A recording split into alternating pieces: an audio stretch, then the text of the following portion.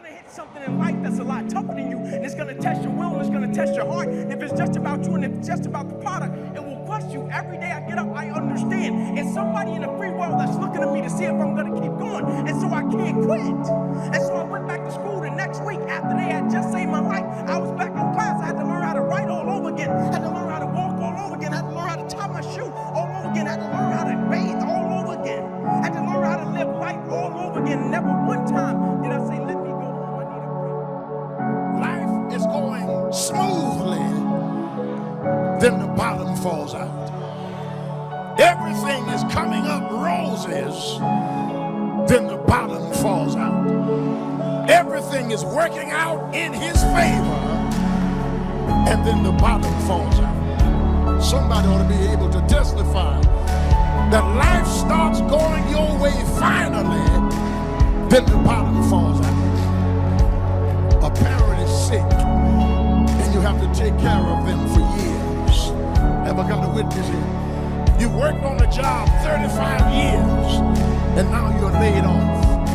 You plan your retirement, and now you have to take care of your grandchildren. You plan for life to work a certain way, and then the bottom falls out. You're looking for this, and God sends family. I need somebody to help me testify that even though you love God, even though you come to church, even though you read the Bible, just because you're a Christian does not mean that the bottom will not fall out. You have to be awfully immature to think that every day is going to be a good day. Somebody ought to help me testify. Some days are better than other days. And some days, if it ain't one thing, it's another. Especially when you get over 50. I was telling the church this morning, yesterday it was my left shoulder hurting. And I got that straight this morning. Now it's my right shoulder hurting. Then if it's not your shoulder, it's your leg. If it's not your leg, it's your back. If it's not your back, your washing machine goes out. If it's not your washing machine, you got a flat when you get up in the morning. If it's not a flat, you got to slap your oldest son down. If it's not your oldest son, it's your youngest daughter. Somebody will help me testify. If it ain't one thing, it's another. It's 3, 4, 5, 6 things. Because when you serve God, it does not mean that the bottom will not fall out. I tell people, you're not lazy.